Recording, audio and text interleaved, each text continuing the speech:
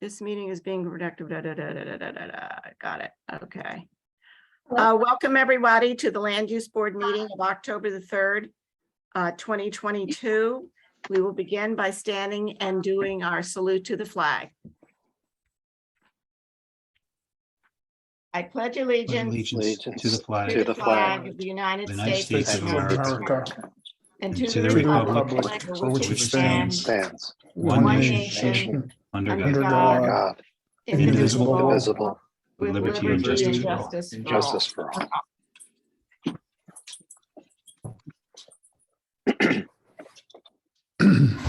Our Sunshine Law, pursuant to the New Jersey Open Public Meeting Act, adequate notice of this meeting has been provided by posting on the bulletin board in the entrance hall of the Beach Haven Municipal Building and mailing the same to the Beach Haven Times and the Asbury Park Press. This meeting is a judicial proceeding. Any questions or comments must be limited to issues that are relevant to what the board may legally consider in reaching a decision for each individual application. Decorum appropriate to a judicial hearing must be maintained at all times. Roll call. I'll do Penny last. Right. Mr. Horensky.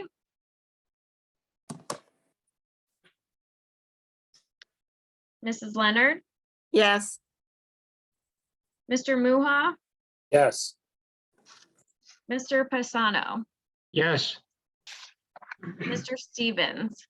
Yes. Mrs. Baxter. Yes. Mr. Meadow.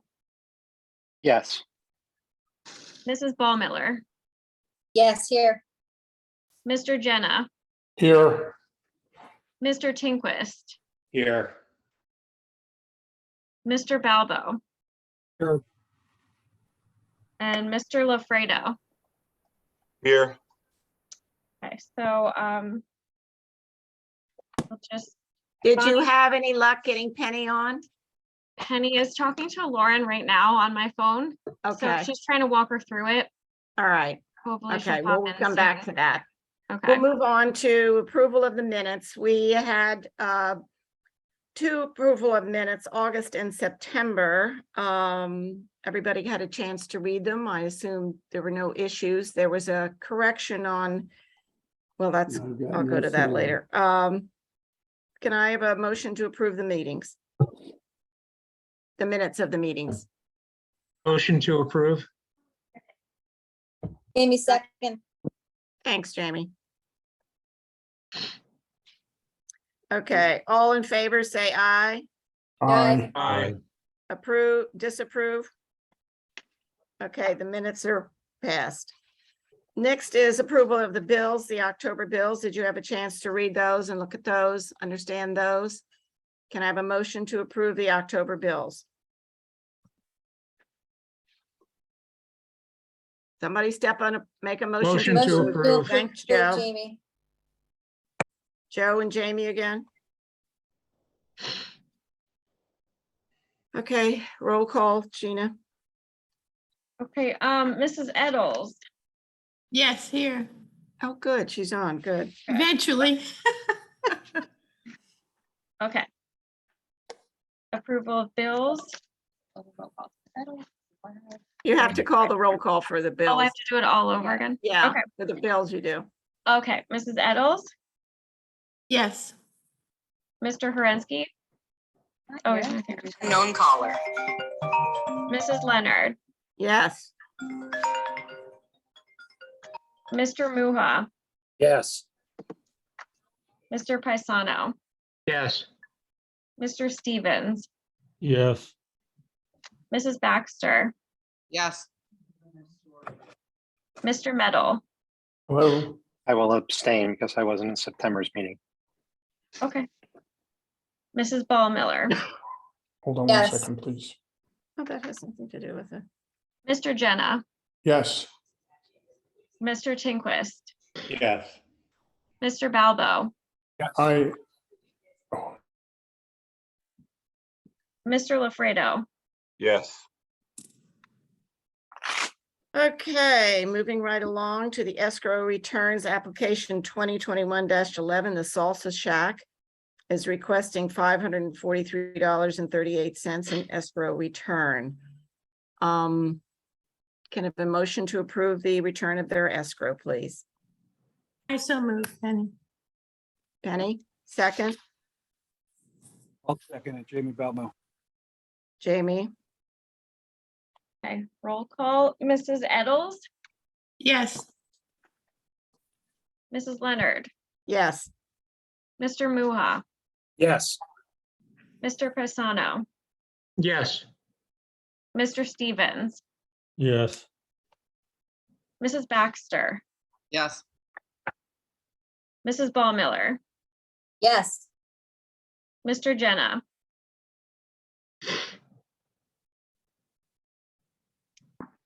Did we lose him?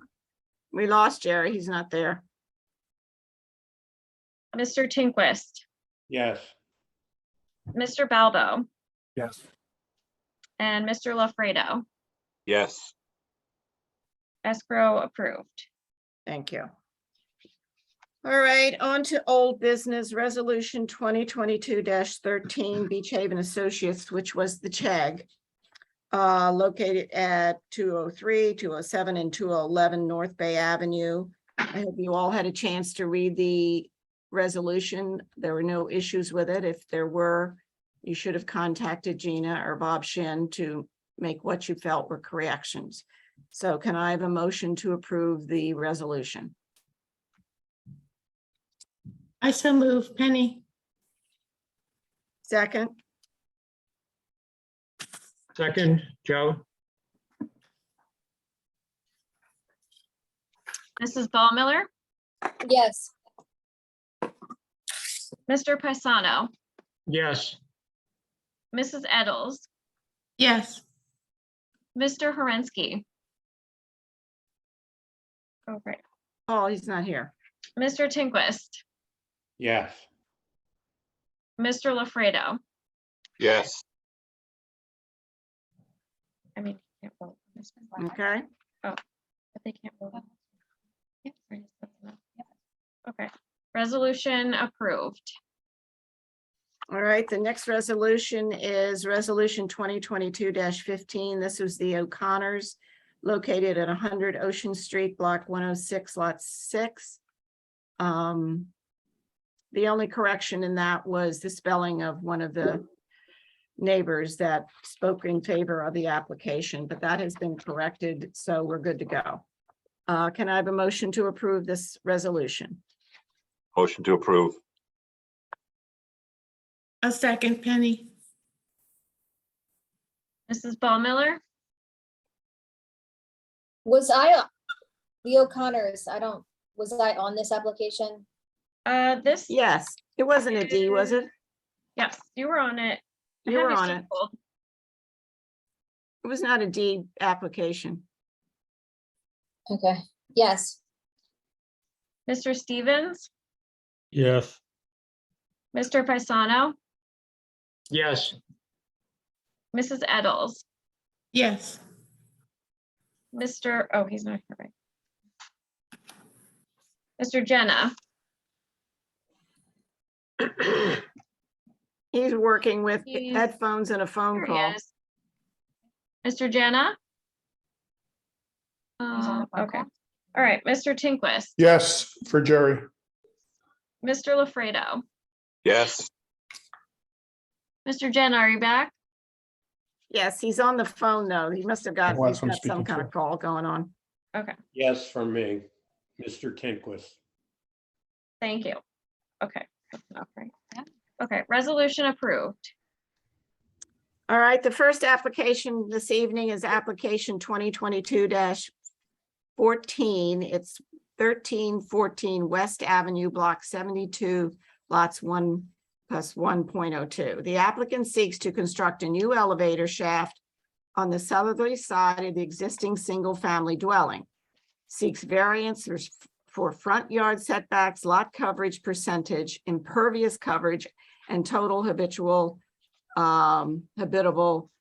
floor area. I will be recusing myself from this application and Jim Stevens will be handling it. Thank you. Jim? Okay, thank you. Is the applicant's attorney present?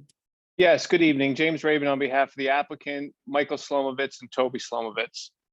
Mr. Raven, before we start, let me just, to the board, this is a use variance. Jamie Baumiller and Nicole can't participate. And Scott's not here, so he had a conflict also, and Bonnie's not going to participate.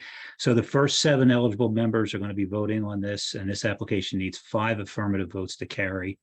Last month, if you remember, we had to carry it because we didn't have enough board members to give Mr. Raven a safe number of people that could vote on it. Tonight, we're very good.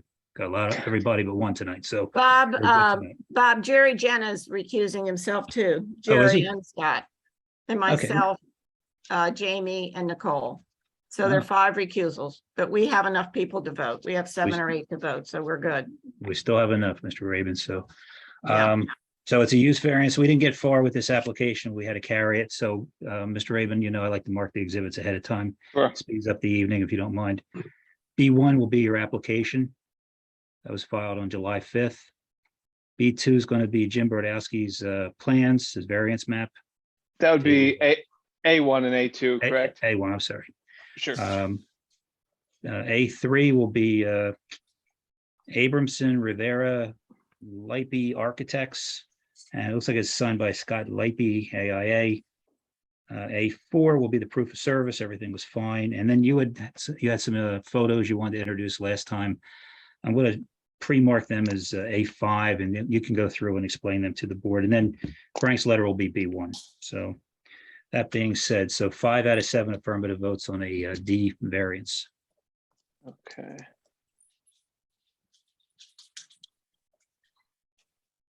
And just so the board knows, the variance itself is for the footprint on the property. It exceeds 50% that's allowed.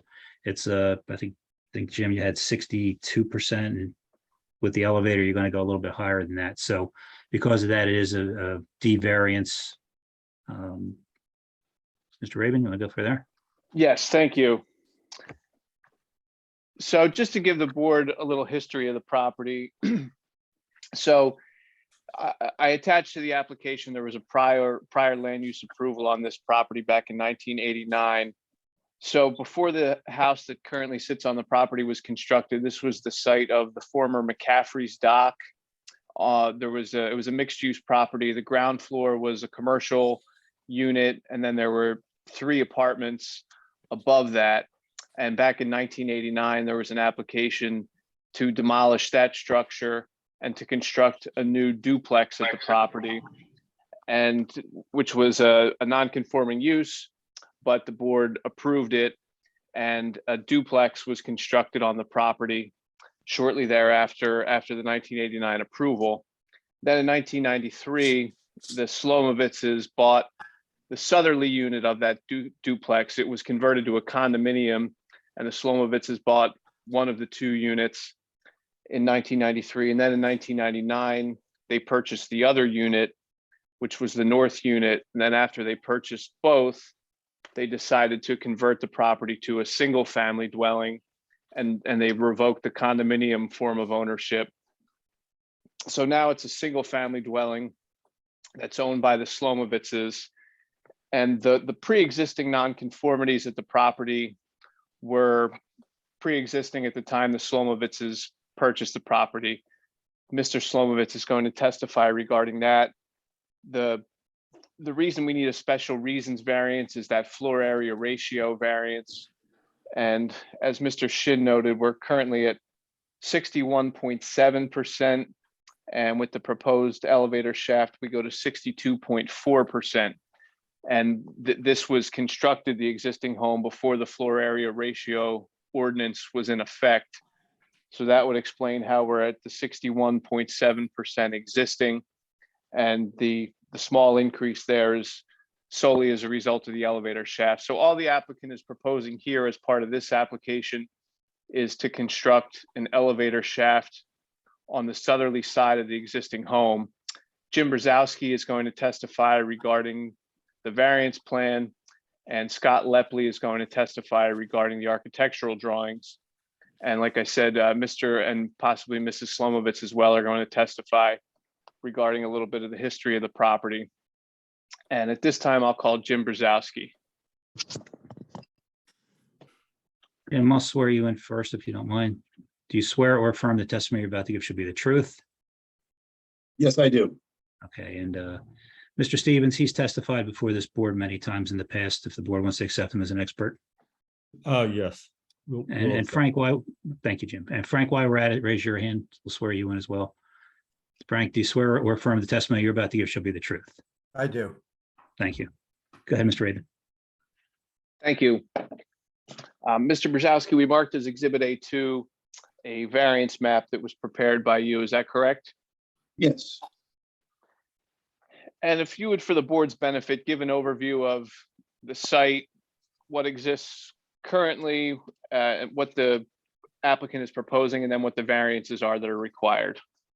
Certainly. The property is a bayfront property located to the northwest of the intersection of West Avenue and Glendola Drive. The property has 50 foot of frontage on West Avenue, and then there's 106 foot of property along Glendola Drive before you get to the bulkhead. The upland portion of the property has an area of 5,319.5 square feet. The property is currently developed with a 2-story single-family house. There are 3 existing nonconformities with the property.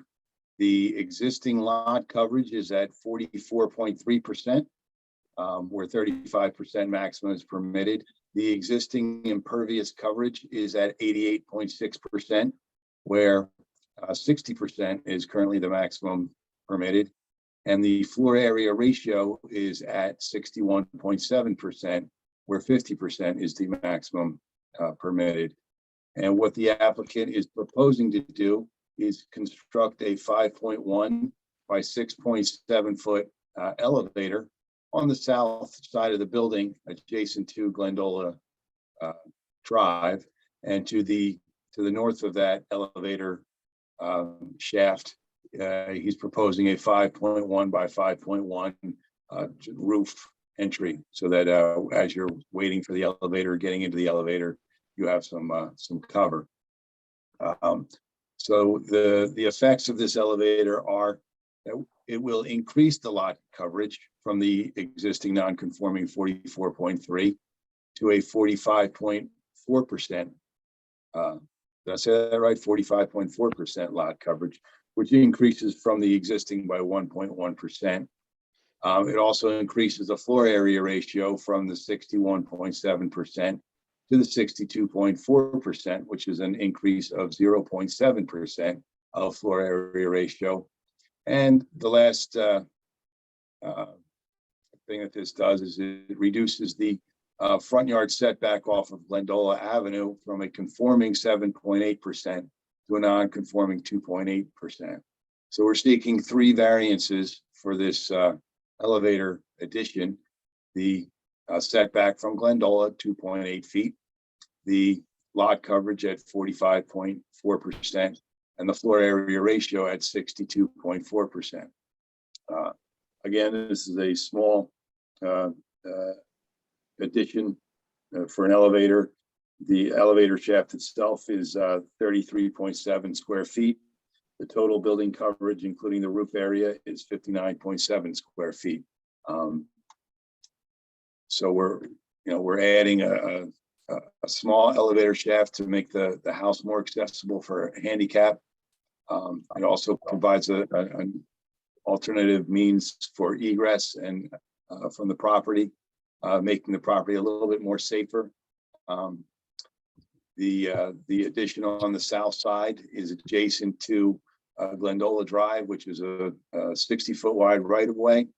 So there's plenty of light, air, and open space on that side to absorb this 5.1 foot projection into that side yard. So I think that this addition can be approved by the land use board without adversely affecting the zone plan or the master plan. although it technically increases floor area ratio, this really isn't a habitable space. It's just it's an elevator shaft. People are only going to be in there long enough to get to whatever floor they're getting to. And Mr. Brzezowski, do you feel that the proposed elevator shaft will have a negative impact on any of the surrounding property owners or the public good? No, I don't. Again, this is we're at the end of Glendola Drive, so the nearest neighbor to this property is actually on the north side, so they're not affected at all. The neighbor who's going to see it the most is over 60 feet away on the other side of Glendola Avenue. So yeah, I don't see this being having much of an impact.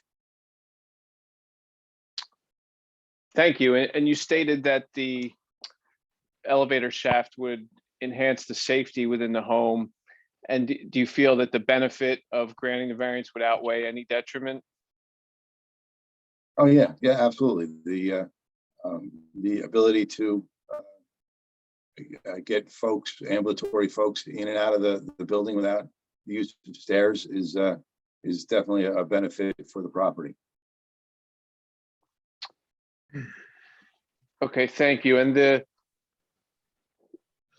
I know you said there's a slight change in the building coverage, a slight increase in the building coverage, and also the floor area ratio. That's just a result of the elevator shaft, correct? That's the floor area ratio increase is the 33.7 square feet for the elevator shaft. The building coverage increase is the 59.7 square feet for the elevator shaft and the 5.1 by 5.1 roof area on the north side of the elevator shaft. And because the shaft is going over an existing impervious surface, there's no change in the impervious coverage? That's correct. Okay. And let me just look at Mr. Little's letter to see if there's anything there we need to address. Jim, it's Frank. The only thing that I had a concern about is obviously nowadays we have a 60% coverage requirement and this property is at 88.6. Is there any consideration to reducing some of the impervious? I mean, I'm not sure if the house was bought with it this way but I know we've had applicants come in and seeking variances and we've requested some reduction in impervious coverage. And my letter indicates we'd like to hear some testimony regarding that. Yeah, I think maybe the best way to handle that is I'll reserve the right to recall Mr. Brzezowski on that issue. That's fine. And then when we get to the applicant's testimony, we can discuss any potential reduction in the coverage. I don't think there was anything else in my letter that was a concern other than that item. Okay. I don't have any further questions for Mr. Brzezowski. Thank you. Thanks. Any questions from the board members?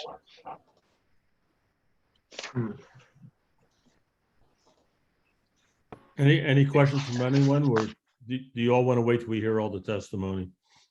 Yeah, I'd wait. Okay, at this time, I'll call Scott Lepley. Mr. Lepley, raise your right hand. Do you swear or affirm the testimony you're about to give should be the truth? You have to unmute yourself, Scott. You're muted. Scott? Still muted.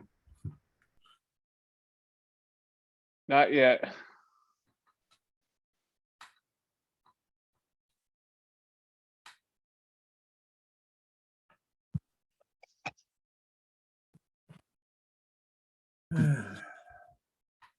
We can see your lips moving, but that's all.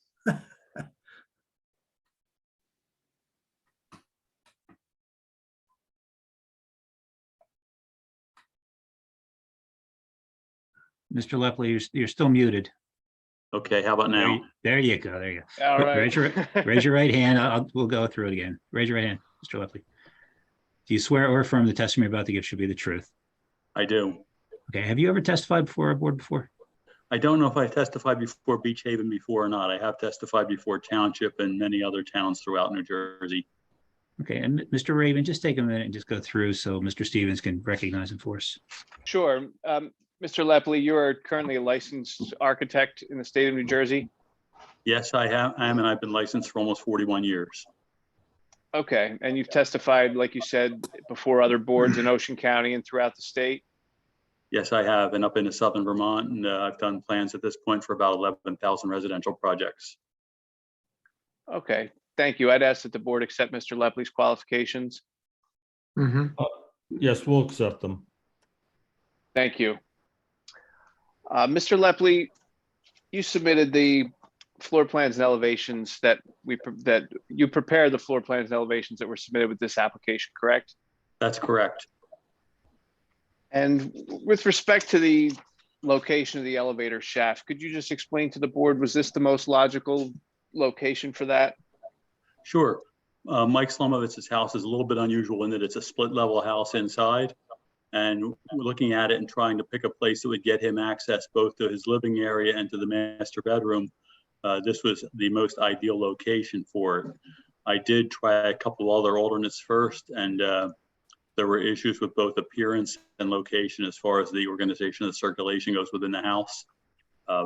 Once I realized that we only had 8 feet on that side to work with, I talked directly to Accredited Home Elevator to try to find out what the narrowest elevator shaft is that I could use for an elevator that had to have a dual access such as this, where the 2 doors are at 90-degree opposing each other. And this was the smallest size that they're able to manufacture. Okay, thank you. And the elevator shaft is the only change to the house that's proposed here, correct? That and the little roof over the door so that they're not standing in the rain when they or rolling in the rain, as the case maybe when they get to the door. Right, okay.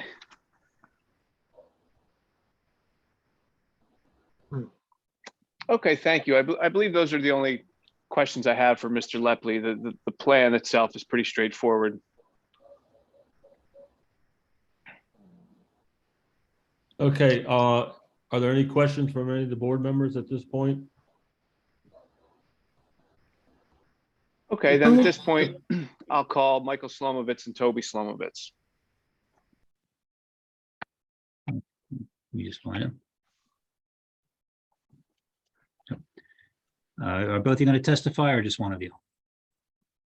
Okay, looks like you're testifying, sir. Do you swear or affirm the testimony you're about to give should be the truth?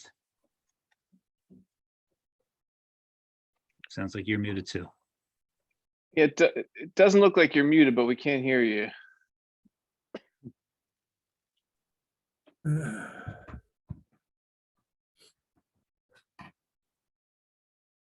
No, we still can't hear you.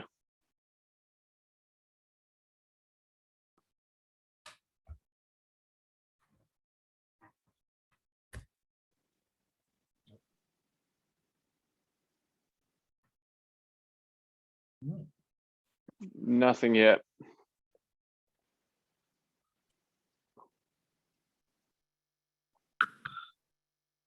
Could be maybe a microphone issue on your computer or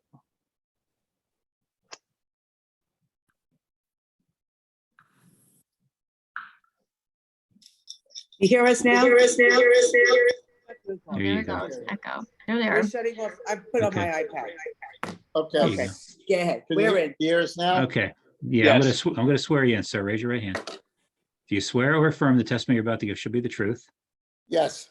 and your name and address? Michael Allen Slomovitz, Slomovitz, 1314 West Avenue, Beach Haven. Thank you.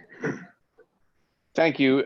Mr. Slomovitz, you heard me give a little history of the property. Was that accurate that you purchased one unit originally in the early 90s and then the second and then subsequently converted the duplex to a single family? Yes. And if there's some discussion about the impervious coverage, the building coverage, those are existing nonconformities at the property. Was the impervious coverage as it is today the same as when you purchased Yes. both units? It was, okay, it was, I purchased the south unit. The owner, who was the head of the condo, owned the north side, and it was between like 19, when I first bought one side and I bought the other is when he did the lot coverage. So when I purchased the other side, it was already done. And when I converted it to a single family house, it was already done.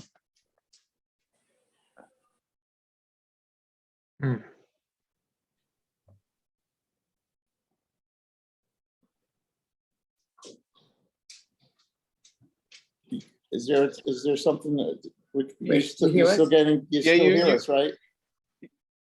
Yeah, you froze up a little bit for me. I don't know if that was my connection. Could everybody else hear him okay? Yes. Okay, then that was probably my connection. Okay. There is there's just one other thing. When this house was built, I guess all the way back then, they did not require the lot to be totally clean. And under a good part of the pavers now is the existing foundation and driveways and walks of the McCafferty's dock when it existed. It's just a little side note. So under a lot of the pavers is concrete. Oh. I can't tell you Okay. where and when, but I can find you big patches of it.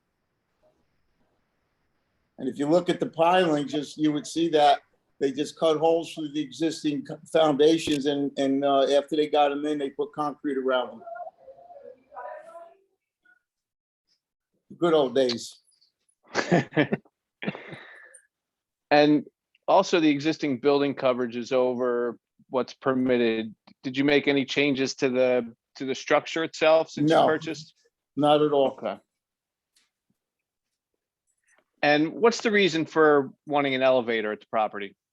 I'm thinking of my old age and retirement. I know I got you a letter from my orthopedic surgeon, but I have issues with my hips and I'm just trying to enjoy it here as long as I can. And you hurt yourself. And, broken ankle, bad hips, and I'm going in for surgery on my other hip the beginning of next year.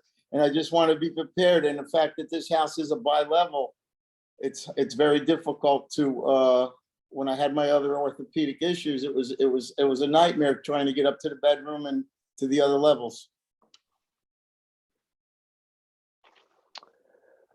Okay, and there was some discussion from Mr. Little. He was discussing possibly reducing some of the impervious coverage. Is that a concession that you think you could make in some fashion? Well, that's the reason why I brought up the fact that even if we decided to pull up a section of pavers in this particular area, I don't know if there's, the thickness of the concrete under there, and then that would be, it could be a possible hardship on the cost of the project, and just would need to be done to get all the concrete out from underneath the existing pavers. Okay. And it's your understanding that it's the whole site is concrete underneath those pavers? I would say about 50% of it. There used to be a driveway apron on the south side on Glendola, and where cars used to pull up, and I'm almost sure that's all concrete under there. I know on the other side of the house is concrete, and you can see a lot of the old existing foundation. If you go underneath the house, under the deck and under the house, you're walking on concrete, not sand or gravel. Okay.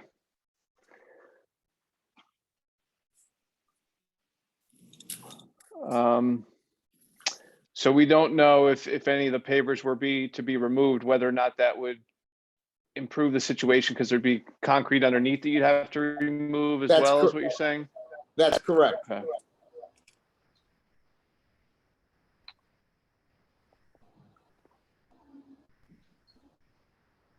I guess at this point, are there any questions for Mr. Slomovitz? I think right now we might have questions for all the boards. I was just hoping to get your testimony in. And the first one I'd like to ask myself is to the architect. And if he looked at any consideration for the elevator within the existing footprint of the building, and why he didn't choose one of those. The biggest problem with that is that there's not enough height under the building to get in underneath. So if the building was raised a full story in the back there, it could be done, but because it's a split level, it doesn't go up a full story to the first floor. It goes up maybe 2/3 of a story. But you could still put it interior and just have that opening to the outside with that shed roof. I guess I could do that. Yeah, that's the kitchen and dining room right there. It would clobber the use of that space. Of course, you take a room that's 12 by 12 and you put take 5 by 5 out of the corner. You have nothing usable left. I'm just, I'm thinking that this property presently is over the limits of everything. I don't mind a minor, change, but to me, this is more than minor. And, consideration to the impervious coverage, whether, the engineer can go and do some inspection there to see what can and can't be done is, I like to see the impact reduced on this lot. And yeah, what's the possibility of putting the elevator to the interior and just having the opening to the outside? You can actually see on my plans where the living space is on the house. It is shown there on the drawing. And I think you would have to conclude based on the size of the elevator relevant to the inside spaces that it would not leave usable space behind once you recessed it into the house. Right, but the house is already footprint wise larger than is permitted, so somewhere there ought to be that space.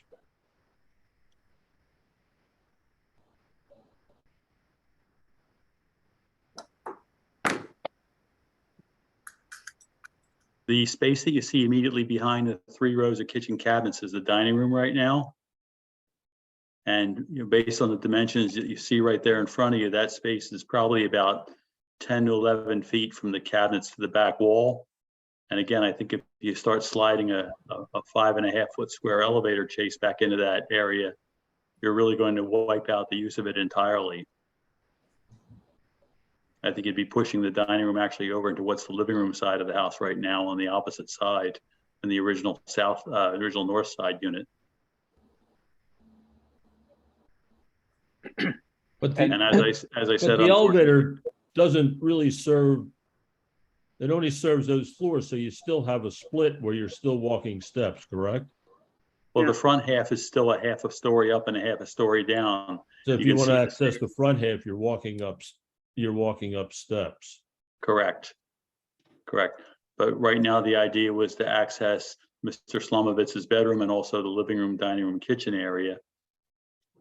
And I can understand how, from his point of view, you wake up someday and you're in a wheelchair. You just don't know what to expect.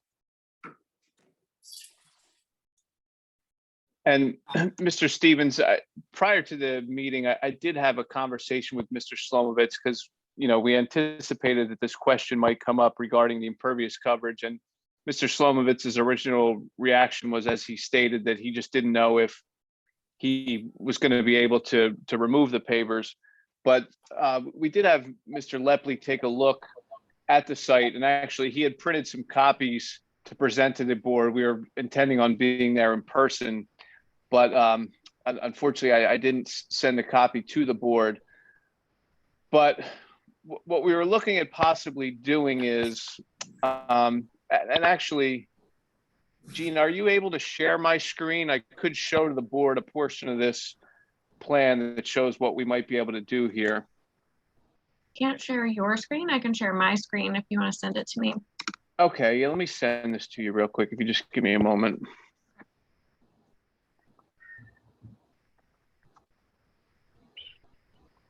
Let's see here. What's the question?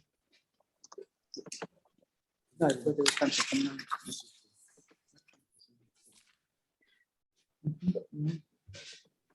On the cruise.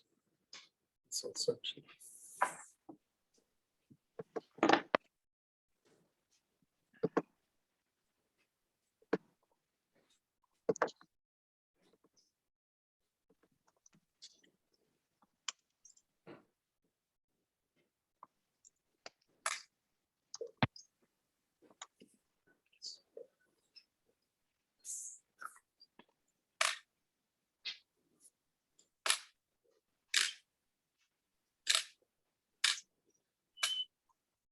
Okay, I just emailed that over, so it should come over in a minute. What this is a plan that Scott Lepley put together. And assuming we're able to remove the pavers, I'm hearing myself echo a little bit. Is anyone else getting that echo? Yeah, we're hearing the echo. Oh, no. Okay.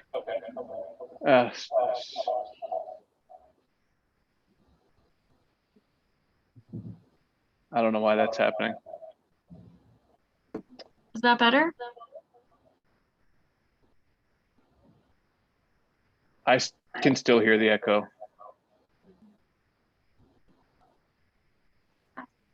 It's not as bad. Yeah, we're not hearing it. Okay.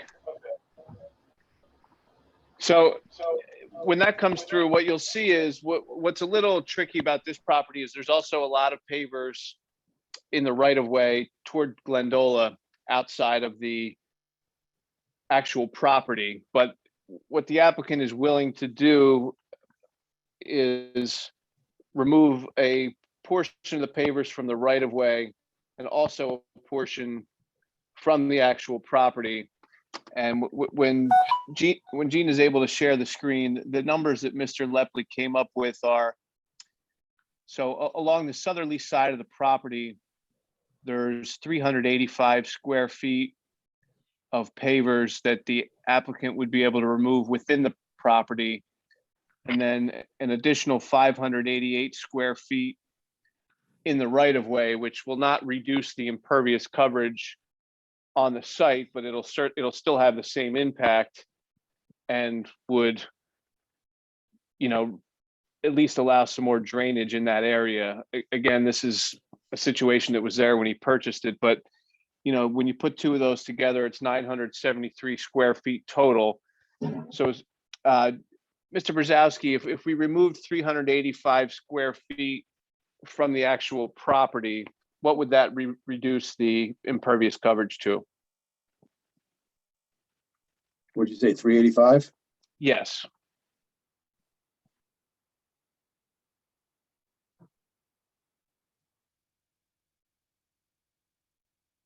On site, we'd be down to 81.4%.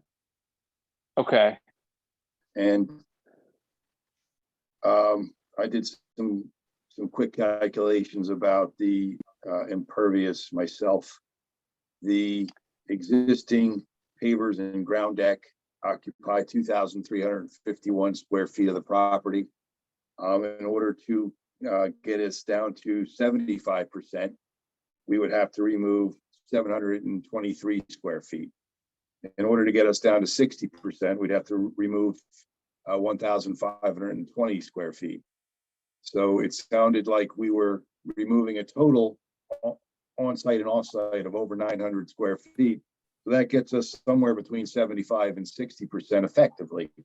I mean, technically, we're still at the 80, what did I just say, 81.4% on the site.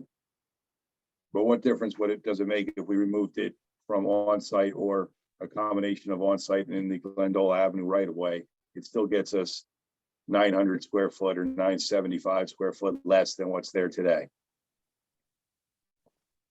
And Gene, are you able to scroll down a little bit on that? Thank you. So if you can see there's a key there that shows the top identifier there, and the key shows the 385 square feet. So that's the portion that's being removed from the property. And then the squared cross hatching is the portion outside of the property within the right of way that the applicant would be willing to remove. So again, the applicant's going to have to see what's underneath these pavers, but Mr. Slomovitz, is it correct that you'd be able to do whatever's necessary, even with the concrete there, to remove this amount of impervious coverage?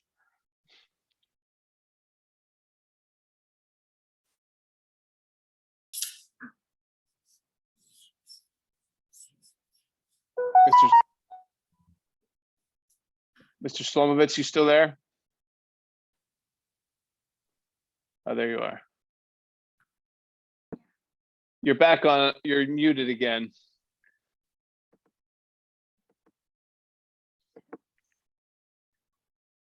Okay, Okay, sorry. Okay, Is it that's okay if I, it doesn't have to be necessarily to Mr. Stevens. It has to do with the definition of impervious. And by removing it on my particular property, what are we trying to accomplish? Can somebody answer that question for me? Conformance with the ordinance, number one, Mm-hmm. then it Right. should be impervious. All right, You know, but the impervious should be pervious. I understand that, but that ordinance, the house could be sitting in the middle of the ShopRite parking lot. If anybody knows what goes on these tidal areas, when we get rain, it goes right into Glendola and it goes into the bay because there's a storm sewer there. And on the opposite, when the tides are high, I have water that comes up through the pavers. I have water that comes up through my garage. So whether the pavers are there or not, I think, again, unless there's no mitigating circumstances regarding the location of the property, I'm right on title, and the amount of water is dictated by the tide, not by the rain. And I just wanted that to be taken into consideration. So, Mr. Slamovich, you're saying that whether the pavers are removed or not, it might not make a difference in reality with respect Not to at the all. water? Not at all. it's not going to make a difference. But It will not make a difference at all. it makes a difference aesthetically. And maybe not in your mind, maybe not in someone else's, but to me it does. And it helps conform to the ordinance. The ordinance wasn't written because, on a whimsical note.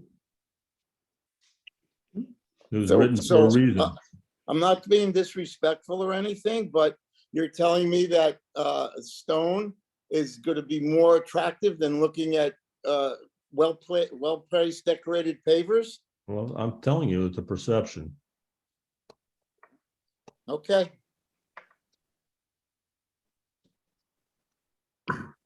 This is Frank Little. I think the compromise the applicant's proposing seems to work. I mean, this house is a huge house on the lot, and some reduction in the impervious coverage is, giving the board something to consider.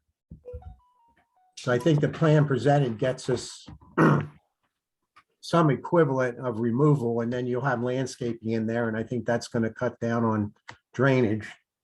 Although tidal drainage, nothing will cut down on, but so those are Well, my comments. Frank, should we require some sort of landscaping plan then? Well, yeah, I mean, it can't be impervious, so I think that on the plan that we saw, it said something about a planter. If Just put Jim's stones there. plan showed that, I thought it said planter area on there.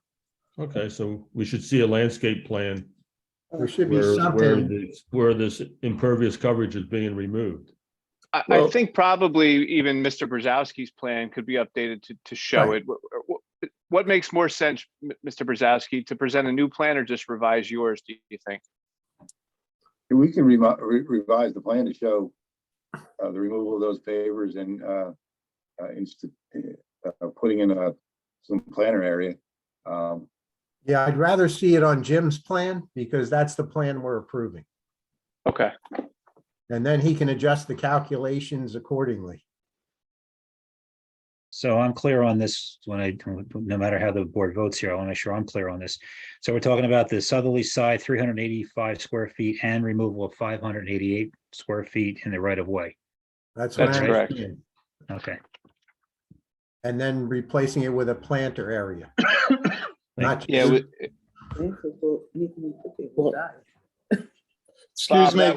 that was Bob? 588 in the right of way. I'm not sure if that was the number you said, but 588. 588. Sorry, go ahead, Mr. Slamovich. And Yeah, there's some square footage there.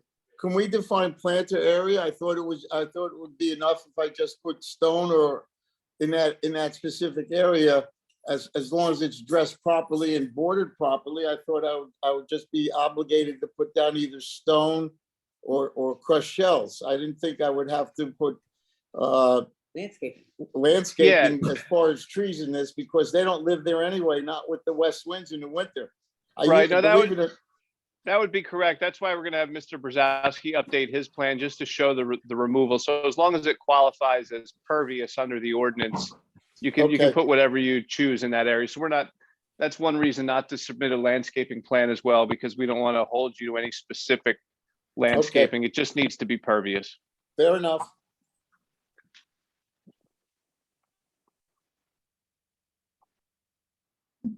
Frank, is that what we decided there? Well, I mean, the plan they showed said a planter area. So, I mean, I think the important thing is to get it out of being impervious and have it pervious. So if you remove all that and go to subgrade and you put a decorative stone down or something, that's going to be the same. I mean, I would tend to agree in this low-lying areas, if you start putting a lot of plants in and we get a tidal event, it's going to kill everything. Like we're having right now. You know, the key is to cut down the impervious surface, and if you put stone down, you know, that'll meet the intent of that. Okay, and some of it's in the right of way, some of it's in the property. Is that correct? Yeah, that, and Jim will have to revise his plan to correctly show that. Okay. Does any other board members have questions? No. Okay, I guess at this time, we'd like to open up to the public. Do I hear a motion to open it up to the public? Motion to open. A second? I second. Okay. Do we see anybody wants to make any comments or? There's a hand. I see someone.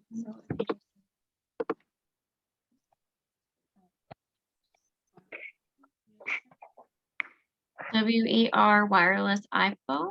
That's Todd Schmoll. I'm the neighbor to this. Oh. SCHMOLL.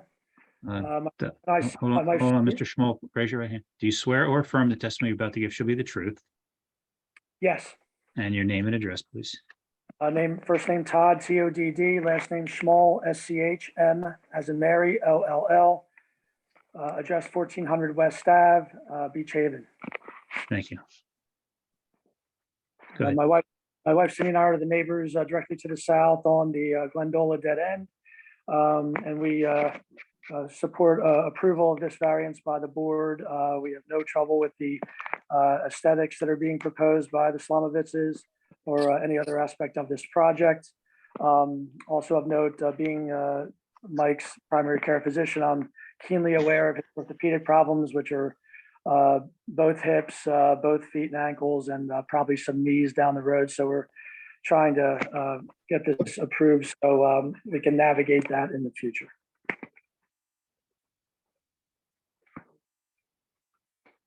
Okay, thank you. Thanks. I see John Harvey, his hand raised. Okay, let me just find him here.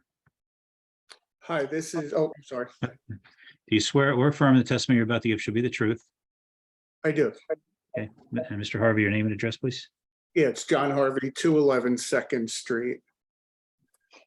And in my comment, I mean, it's interesting that this conversation is being had during a raging storm that's been here 3 or 4 days. And so, you know, this applicant, I think, is just one example of where we make approvals on issues related to permeable coverage, where we usually compromise the increase. And so one of my comments is, I just don't understand why we would approve variances, you know, for permeable coverage, period, at this point, and especially when the applicant's property is already at, I think you said 88%. So it's not as much about this applicant, but the fact that we are regularly giving variances for permeable coverage on a barrier island.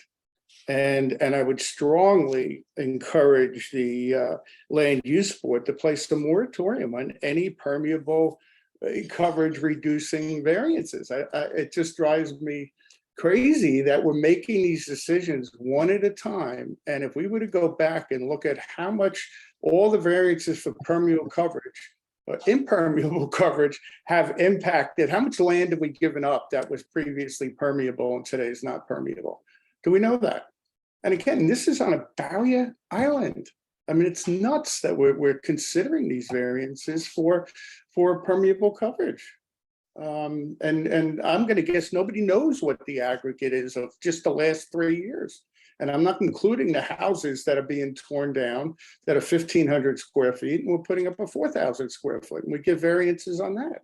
And again, just look at your own records. That, you know, I was looking through the meeting minutes to see how many of these are over the past 2 years, and it's, you know, the variance I think should be an exception to the rule, not the rule. And right now, variances around permeable coverage and parking seem to be the rule. And I don't think it's good for the island. I don't think it's good for the future of the island. And again, it's not about this candidate. It's just seeing this movie going on and on and on. And I'm not sure if anybody worries about that. Thank you.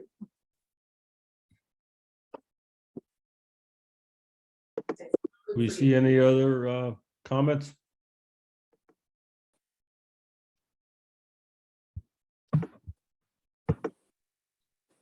Anyone has any other comments from the public? Please raise your hand.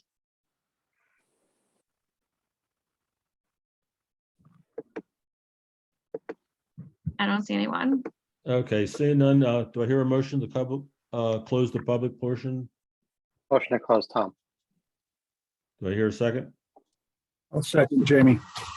Okay. So Can I if I address could Mr. just Harvey's statement real quick? Sure. So I think, Mr. Harvey, in your wisdom of the coverage is that we're trying to make sure that this lot, if he doesn't improve it, still 100% covered, still 88%, whatever he's got. That's why we're trying to work with him to try to get him something that he needs to make benefit for his own life and happiness here. You talk about pursuit of happiness here all the time. We're trying to work with him to give him some kind of relief, as well as give the environment some relief. And clearly, no matter how much coverage we have out there right now, the storm doesn't care. Thank you. Yeah, and to make it clear, we are requiring a reduction in the impervious coverage, right, Frank? We're going from 88% and we're requiring him to reduce the impervious coverage from 88% down to what? 81.4, and then plus additional reduction of coverage in the right of way of another. So we're not approving, 588 we're not square feet. considering an increase in the impervious coverage. We're requiring a reduction in the impervious coverage. Correct. Right. The So total whatever he reduction, gives us is 100% more than what we had before.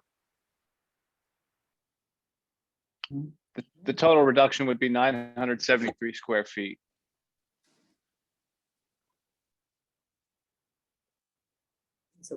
Any other comments from board members? If not, would somebody like to make a motion? Either to approve or disapprove? Do I hear a Don't motion? forget, it's the first 7 vote. So Gina, the first 7 people eligible. And it needs 5 affirmative votes to carry the application. Mr. Brzezowski, I don't know if that was something he was working on while we were talking amongst ourselves.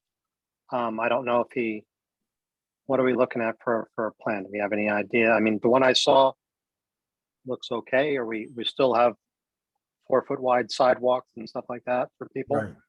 That's what was shown on that plan, Tom. I couldn't see any dimensions, sorry. Yeah, I'm gonna revise the plan. We're gonna show a 4-foot wide sidewalk along Glendola. And then an area of the existing impervious to be removed between that 4-foot wide sidewalk. And we're gonna leave a sidewalk running along the south side of the existing house. But in between those areas, we're gonna be removing a total of 973 square feet or more if we can. What about a sidewalk along West?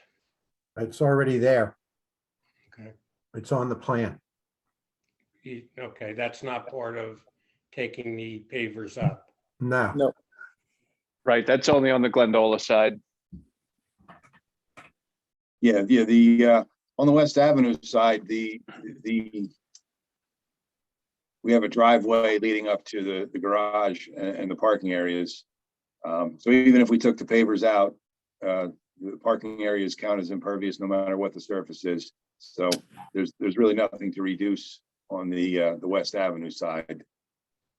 So the obvious area to attack is the south side of the house. Tom, would you like to see a revised plan before we do a motion on this, or are you satisfied with the verbal? Well, I think I think we have to take them, they are licensed professionals. So I think we probably should take them at their word. Okay.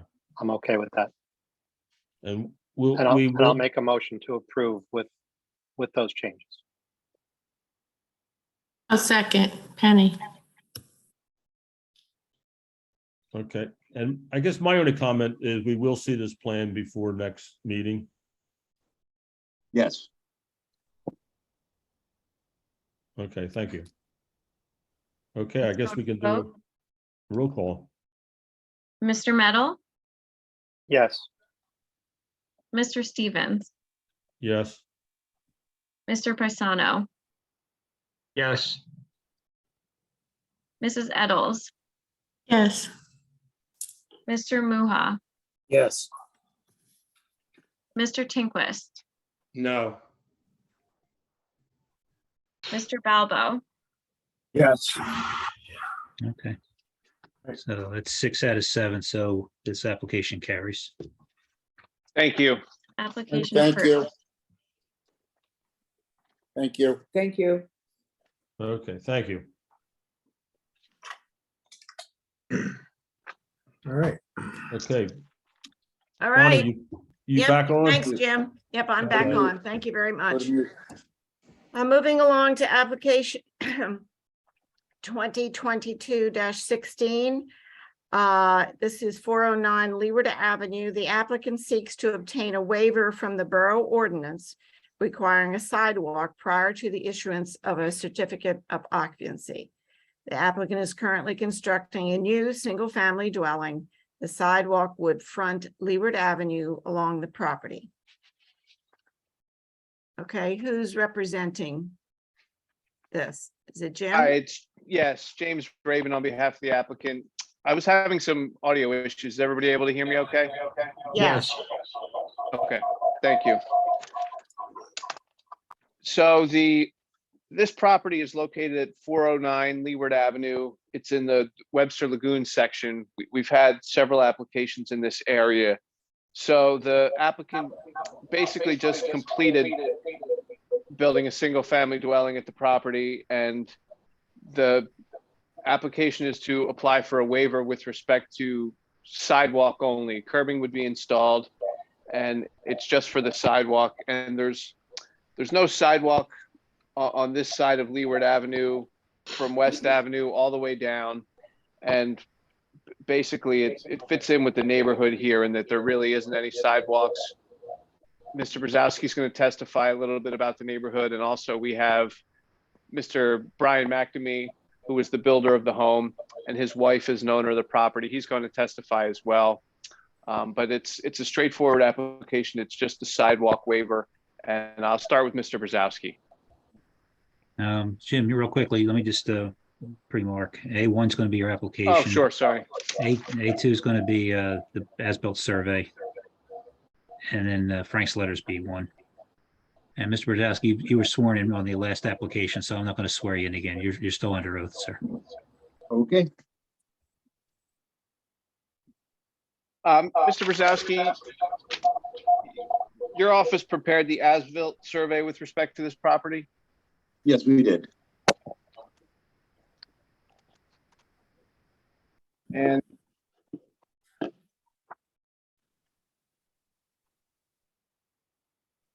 Jimmy froze up.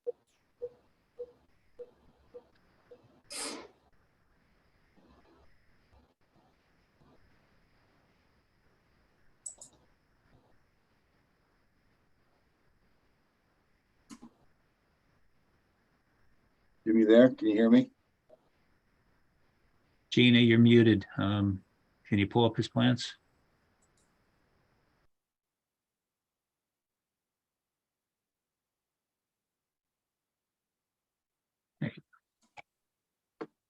Can the board hear me? Yes. Yeah. Yes. Okay. Well, I'll just give you an overview. The property's on the north side of Leeward Avenue. It's on the to the west of West Avenue. A new single-family house was recently constructed on the property. We're seeking a waiver from the requirement to install a sidewalk. The applicant will install the curb along Leeward Avenue. All along Leeward Avenue, the west side of West Avenue, on the north side of Leeward Avenue. Anyway, there's no other sidewalks on this side of the road. There is a sidewalk on West Avenue on the south side of, on Leeward Avenue on the south side of the road at the new house at the intersection. That appears to be the only sidewalk in the area. Leeward Avenue doesn't have a lot of vehicular traffic, as the only folks using Leeward Avenue are folks who are going to either their house or visiting a house. There's nothing, there's no parks or commercial establishments at the west end of Leeward Avenue or Virginia Avenue. Leeward Avenue is a 60-foot wide right-of-way. So the paved portion of Leeward Avenue is roughly 36 feet wide, which is a little bit wider than a normal 50-foot wide road. So we don't see that installing the sidewalk is going to impose any safety issues. So we're simply seeking the waiver from the requirement to install the sidewalk. Again, the curb will be installed. Thank you, Mr. Brzezowski.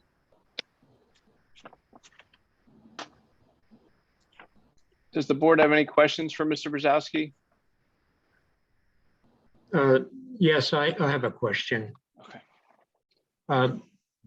Can you hear me? Yes. Yes. Okay. I just had a question because I was just wondering, and again, Jim, Mr. Brzezowski, you're going to take your time in calculating this, but I assume that may sound silly, but I assume that the sidewalk that you're proposing not be there, be made out of concrete, yes? The sidewalk would be made out of concrete, okay. brick pavers. So how many square feet would this sidewalk represent of impervious coverage? Roughly 400 square feet. I guess my point is that a few blocks north of this particular property, we're talking about improving the permeability of the ground, and some testimony from Mr. Harvey that he's seeing more and more of our island being covered with concrete or whatever, asphalt. And here's an opportunity to address allowing the soil there that would normally be covered with concrete be permeable. So I guess my point is that I know that we have to look at these applications individually. I understand that, but conceptually, if we're trying to increase the permeability of the soil on our island, wouldn't it make sense in this case to accomplish two things? Something that's aesthetically pleasing with the rest of the street, and two, improve the permeability of the soil. So that's basically all I wanted to say, something to think about. That's all.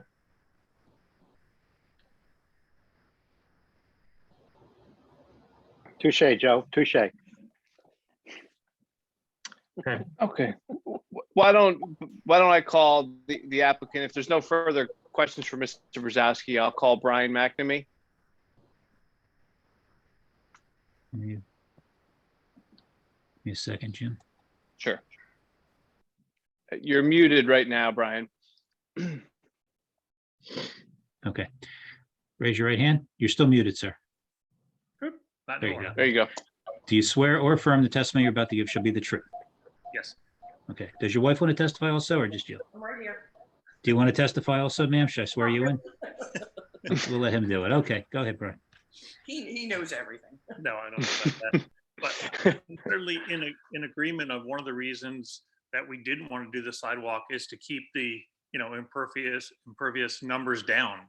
And Mr. McNamee, sorry to interrupt you, but just for purposes of the record, so the property that we're discussing at 409 Leeward is currently owned by your wife and a Mr. Edwin Williams? Her brother. Her brother, okay. And what's your relationship to the property?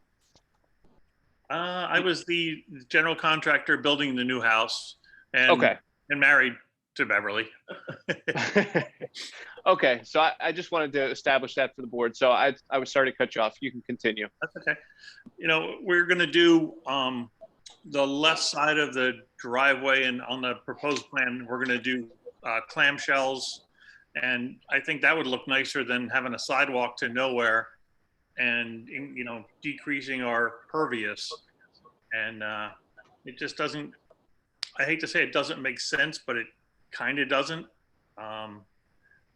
You would walk into bushes going towards the west. You'd walk into the neighbor's landscaping.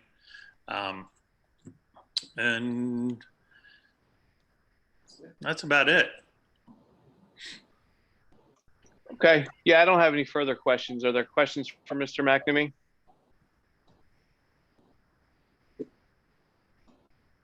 Anybody on the board have any questions for these witnesses? No. Okay, those are all of our witnesses. Thank you. Thank you. All right, do you want to discuss this before we open to the public, or do we want to hear what the public has to say? Does. Tom wants So to it's open it. yeah. No, I want to discuss this. Okay. Because we do happen to have an ordinance on the books, and you know how I feel about sidewalks and people being able to walk safely on the side of the road. Correct. And in Mr. McNamee's, to agree with him, people are gonna walk on his sidewalk into his neighbor's bushes, which happens to be in our public right of way. So we have an issue with our zoning issue that we need to have people go down there and correct these problems that exist so that we can keep in line with our ordinance that exists. Also, Joe brings up the fact that we talk about impervious coverage, impervious. Everybody wants impervious coverage. And he is correct. Is there anything, Mr. Little, that states that a sidewalk has to be made out of some kind of cement or some hard surface like that? Or can it be, in fact, made out of shells? But then it doesn't become impervious when you pack I it down? mean, you can make it out of porous pavers also. You don't necessarily have to make it out of concrete or brick pavers. You could create a paver sidewalk that allows water to go into it. I mean, they're really putting down clamshells as a sidewalk. There's really no designation for it unless you line it on either side with something to designate it. Then, somebody starts walking across your property, people get concerned that, they're walking across your land rather than the public right of way. So it's better to delineate. If you're going to have a sidewalk, you better have it delineated. Either pavers, concrete, or, maybe a porous paver would work. But is a porous paver actually porous? Yeah, when they put the right. We had that in our ordinance a little while ago where we were doing the 60%, 15%, but it got too hard to police, so we dropped down to 60% impervious, or as far as impervious, and to avoid that concern. But remember, the sidewalk's not on the property, it's in the right of way, and it doesn't go into the calculation for the impervious on the property. They still have to maintain 60% on the lot. And then we have our right of way where we want sidewalk. Just a question of, where do you start? Well, you got to start somewhere. Right. That's kind of how I feel about this sidewalk ordinance.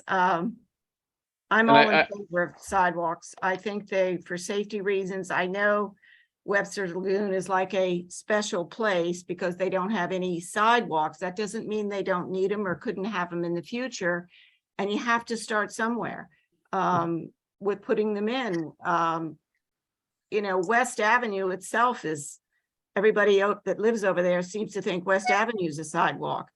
You drive down there with a car in the summertime, people right in the middle of the road, you have to drive around them to get around. They don't move over. So it's a mentality in this town, and I've said this many times before when the subject of sidewalks come up. It's a mentality that's okay to walk in the street. And I don't happen to think it's okay. So that's my feeling. So back to Tom, you know, when we talked about the sidewalk across the street on the corner of Leeward and West Ave, what actually happened, Frank, when everyone has, you know, all the property owners have things, obstructions in the borough right away. So now we put the sidewalk in and we're walking into that person's, you know, brick pillar, let's call it. Well, And in so my we're talking about the estimation, trees it's the and everything town's like- job to go correct it, Nicole. If it's in the right of way, and it's not legal, it's the town's job to go correct it. Tell them to move it. Ken, did you have something to say? Yeah, I have to agree with me about we need to start to implement our ordinance that requires a sidewalk. Now, every time I go to Webster's, as I did the last at it and went, well, it doesn't make sense here. But as Bonnie stated, at some point, we got to stick a fork in the sand and say, here's where we begin. I'm not saying that this applicant, this is the one, but in the last year and a half, we've done 3 in Webster's and we haven't done any. So we would have been 3 ahead of the game if we had. This is a tricky one because of where it's at. But I am in complete compliance of trying to make sure that we vote to get these sidewalks done as the ordinance states we're supposed to. Webster is a different situation, and I know that's a little bit of a cop-out, but I'm conflicted on how I feel about Webster's Lagoon. We keep kicking the can down the road. We do, Yeah. and we need to take care of it.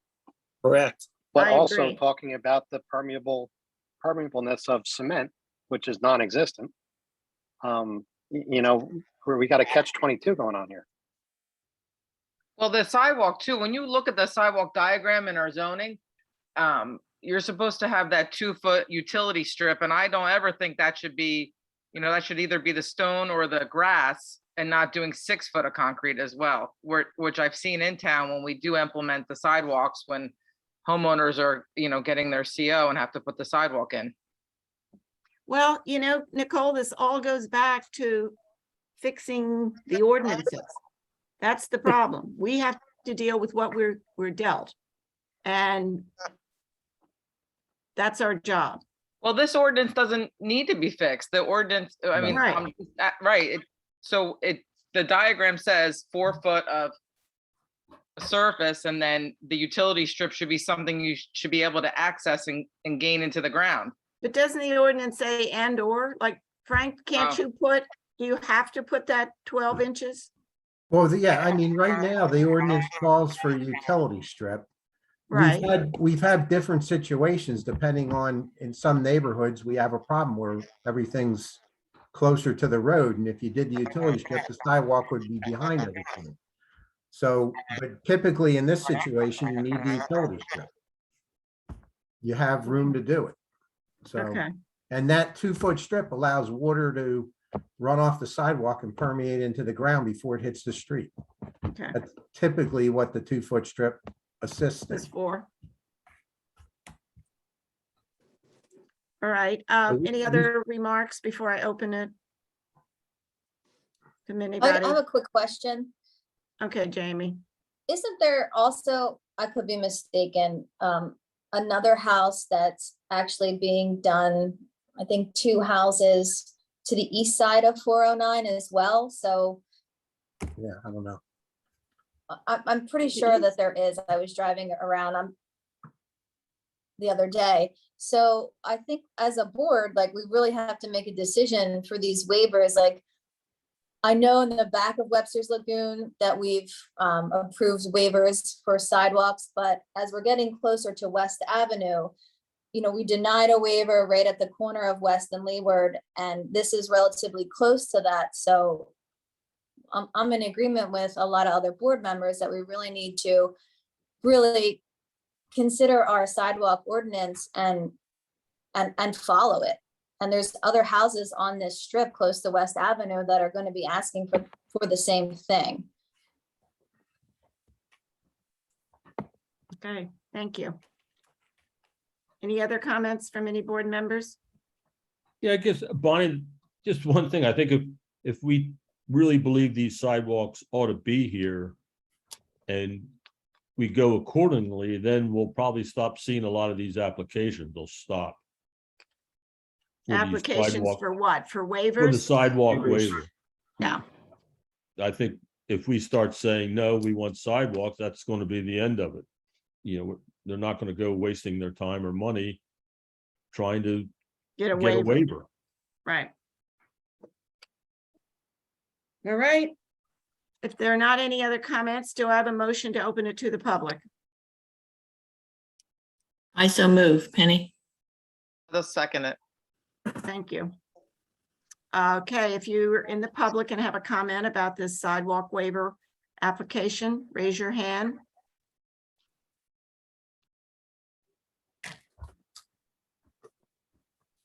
We have Mr. Harvey again. Okay, well, Mr. Harvey, I already swore you in earlier, so you're still under oath. Okay. All right, thank you. Just state your name and address again that for us. Yeah. John Harvey, 211 Second Street, in Beach Haven.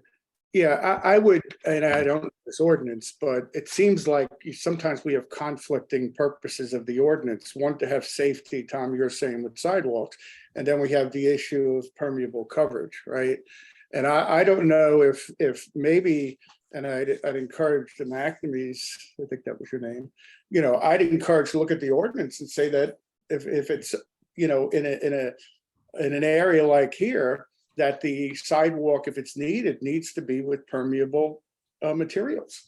And I'm sure the level of permeable materials are increasing. It's probably not cement yet. And I really ask the McNamees, I mean, as local residents right near the bay, you know, I'd encourage them, because if the ordinance doesn't include permeable materials, you could obviously do what you want, because it sounds like they're going in the direction of having a sidewalk. And so I would just really encourage you as a responsible community member to look at using a permeable coverage for the sidewalk that's probably going to be required. Thank you. Are there anybody else?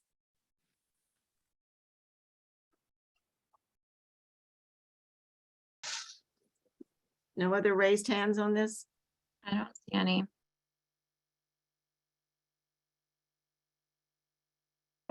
Oh, there's another one. Theodora Lambert.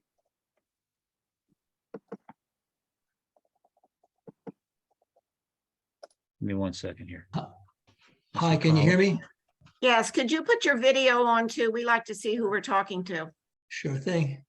Okay, raise your right hand. Do you swear or affirm the testimony you're about to give shall be the truth? I do. And your name and address, sir. Jim Lambert, 516 North Atlantic Avenue, Beach Haven. I just like to shout out to all of the board members who are expressing concern for the land use regs. I think it's great to hear. And I only hope that whatever you get an application for redevelopment in town, especially on the boulevard, you express the same concerns for density and impervious and FAR and parking and everything else that goes with it. And I think John Harvey's onto something too. I had a conversation with John recently about the parking ordinance. And I think it needs to be changed. Thank you. Thank you. All right. Mr. Harvey, you want, there's another person, Lori Anderson, raised her hand. Unmute. Unmute. Yeah, Okay. unmute. If you could turn your video on, Ms. Anderson. I don't know how to do that. Let me find Click it. video at the bottom. It's right Click next to your audio. video. Next to my audio. Down at the bottom, there's a Please video. add Reactions, share screen, start video. That's On the one. left-hand, There you there are. you go. There we are. Got me? Okay, Yep, there you we go. got you. Would you raise your right hand? Do you swear or affirm the testimony you're about to give shall be the truth? Yes. Okay, and your name and address, please. Lori Anderson, 1001 West Avenue in Beach Haven. Thank you. And since there are no existing sidewalks already within the Webster Lagoon homes or subdivision, I see no reason why they should not be exempt from starting them or having them. I live and walk in that area quite often, summertime and wintertime. I've never observed a problem with there not being sidewalks there. I do observe, as Bonnie commented, people walking on West Avenue all the time, but you just have to make room for them, and it's just what it is. But I don't think sidewalks are necessary for Webster Lagoon. So that's my input. That's all. Thank you very much, Lori. You are very welcome. Anybody else? Anybody else raise their hand? I think that's it. That's it? Good luck. Okay, can I have a motion to close this to the public? So Motion from moved. Jared to close. Second. Okay. Any more conversation? Any more discussion? Yeah, if I could just state too, as the board's noted, we have had several applications here within Webster Lagoon with respect to sidewalk waivers. And I know that every case stands on its own. That's why we discuss each of these individually. But Webster Lagoon really is a unique area, and that was basically the board's reasoning in granting the prior applications, is that it's not a heavily trafficked area.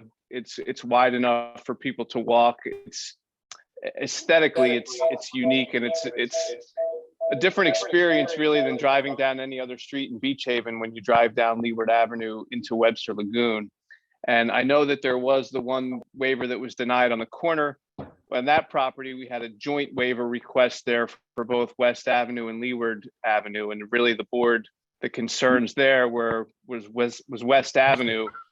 And the board denied that, I believe, because the West Avenue piece was a part of that. So, from talking to people in the neighborhood, I think it is a concern for the residents to have sidewalks there. It's just not something that, as Mr. McNamee said, really makes sense in the area. Unfortunately, I know we have this ordinance, but that's why we bring each one of these to the board, so the board's able to make a decision. And we feel under the circumstances in this case, further away from West Avenue, that it does make sense to grant the waiver similar to the other waivers that were granted in Webster Lagoon. And we would request that this one be granted as well. Thank you. Thank you, Jim. Any other comments from the board? Any more discussion? We talk about the parking aspect of the rest of the town. This summer I'm not out on patrol as much as I used to be, but this summer I happened to be down there a couple times driving down Leeward, taking a stroll. And with all the construction going on in the street, it was almost impossible for cars to pass because the construction vehicles were parked on both sides of the street. So if the cars were passing, the pedestrians were in the roadway, it is a problem. With that being said, it is a unique dynamic. If there's any way that we can, like we had in the past, earmark that if either house on either side of maybe the McNamees do any construction that requires that they should also have to put in, and then that will trigger them to have to put in their sidewalk. Is that really possible hard to do? Tom, that's really hard to police. We had one situation like that before, and all of a sudden 3 years went by, and the person next door, everybody forgot about it. So it's Yeah, and that tough was to also put on that- Leeward Avenue, a little bit further up, wasn't it? Yeah, but it's very tough to put that condition on and then remember and police it. So, my recommendation, you either approve it or deny it, but don't, the conditioning that becomes, I think, an issue. Okay, then, in that case, then I say we deny the application that they need to have sidewalks. And Mr. Meadow, that would be a sidewalk with course pavers for permeability. Doesn't matter. That doesn't, I mean, there's nothing in the ordinance that we can enforce one way or the other. It just has to be a delineated sidewalk. Okay. Like Frank said. Right. It would be nice if it was permeable, but we can't make them. Obviously, it's more expensive. I think then it needs to have a sidewalk if they would like to move forward. Okay, thank you. Okay, Tom's made a motion. Do I have to deny deny the waiver? Do I have a second? I second it, Penny. Mrs. Baxter, I agree, yes. Mr. Meadow, Yes. Mrs. Ballmiller, Yes. Mr. Stevens, Yes. Mr. Paisano, No. Mrs. Eddles, Yes. Mr. Muha, Yes. Mr. Horensky, Scott? He voted, he's saying no. oh, he's shaking saying his head. no, okay, okay. Mrs. Leonard, Yes. Mr. Jenna, Yes. good, okay, I think that's, The application was denied. sidewalk waiver has been denied. Thank you. Thank you. Thank you. All right, is there, that's it for tonight. Is there anything on the, that the board members would like to ask or discuss? If not, can I have a motion to adjourn the meeting? Bonnie, I just wanted to make something clear on that last application where we were Okay. going to be removing some of the hard surface on that property. You Will- mean the first application? Yeah, will we see some kind of diagram or something with the minutes so that we could at least see what Mr. Brzezowski is or the Well, I architect? think we leave that up to Frank. Is that Frank? Will Yeah, you? I'm going to require him to submit a revised plan before the Oh, next okay. meeting so that the Right. board can see it. Okay. They showed us a diagram. It should match the diagram they showed us and Okay, the calculation they presented. And Jim will put that on his plan and we'll make sure he gets it to us They 10 can- days before the next meeting so the board can at least look at it before the resolution's passed. okay, thank you. They committed to supplying the revised plan before the Right. meeting. And I don't Okay. think that'll be an issue for Jim to take care of. All right. Okay, Can I thank ask you. a quick question? Sure, Nicole, go ahead. The sidewalk on that corner property that we had the homeowner put in on Right. Webster and Leeward, can we, as a land use board, ask the borough to find out if they're going to have them, they have to make it so that the sidewalks not to nowhere. Do you know what I mean? So that, you have homeowners come before us and say, why are we gonna put it in to have it go nowhere? Or something's obstructing it, like the tree or the planter or the hardscaping of some element. So I just feel that, I was in favor of this, putting the sidewalks in, but I just want to see the follow through on that. I don't know how you're gonna see a follow through because No. until that person next door actually triggers the ordinance, unless the borough's gonna go out and tell them to take out like that pier or whatever, I'm not sure what the borough can do. I guess that would be enforcement. Well, does the The right of borough, way. does the borough allow a concrete pier, that brick thing, in the middle of their right of way? I mean, They because shouldn't. right of way is for walking in, doing Right. something in, it's not for being bumped into a column, is it? So No, can't that I be asked to agree. be removed? I agree, but I'm not sure how you enforce that. That would be the town. So, There's gotta, I think there's just, it comes from the borough of Beach Haven. It just Right. says, this is the public right of way. yeah, This is in the public right, there are fences in the public right of way. I mean, which should have never been given given a permit. So there's a lot out there in the borough that probably violates the ordinance that's been there. And it's just a question of how we're gonna trigger having it cleaned up. I have I think another quick question.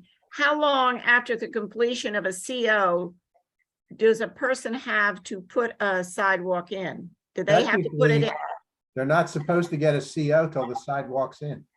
Okay, I mean, we've done That's what- TCOs, we've done temporary COs, but nobody should be getting a permanent CO without it being installed. so just because somebody's moved in their house doesn't mean they have a permanent CO, They shouldn't if they haven't met the ordinance requirement. right? Okay, I just think if the land use board writes, I just feel like we need to now get a letter, get it to Sherry and council and say, this is going on and we need some support. And I think we should be trying to get someone to introduce when the homes exchange hands and you have to get your, to see your certificate of occupancy, I think the curb should have to go in. When you're selling a house and you don't have a curb, I think the curb should go in. And I really think we should be making that recommendation. didn't we have that years ago? Yes. Yeah, the county does. The what? No, we had an ordinance that said if you had a resale, if you sold your house, you had to put curb and sidewalk in on north-south streets. Oh, north and south. Our current ordinance doesn't have that in it. On a resale, it's based on a substantial improvement. Jamie, are you getting all this down Mhm. to take to the next council meeting? Bonnie, I got it. Got it. Yes. Yes. Yeah, I just had a quick question. Yes, Joe. Okay, I agree with Nicole, but at the same time, do the people who own the properties in town, do they have anything to say about these kinds of issues that impact their property and the prices they have to pay to comply with these town ordinances? Do they have anything to say about this, or is it just mandated by the town that you will comply and you have nothing to say about it? Well, Is you there can any way say to bring it something, to the- Joe, if they're writing a new ordinance, you Right. can go to the meetings. You see the ordinance when it's written and you can make comments about it then, but then it Okay. will be voted on. Isn't that right, Jamie? Yes, and these ordinances are just not like picked out of the air. We have many, discussions about them, especially at our engineering meeting with Frank. Frank has a lot, of advice and expertise to give us, especially when we're, talking about sidewalk ordinances and parking ordinances. It's not something that we just pull out of the air. And there's a first reading for an ordinance, and then at the next meeting, there's a second reading when there's public comment, but it's not, there's many discussions before an ordinance comes to the table. Right.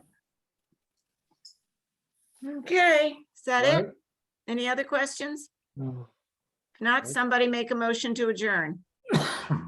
Motion to adjourn? Thanks, Joe. Okay. Second, Second, Ms. Tom. Penny. Tom, thank you. Good night, everybody. All right. All right. Good night. Good All right. meeting. Good night.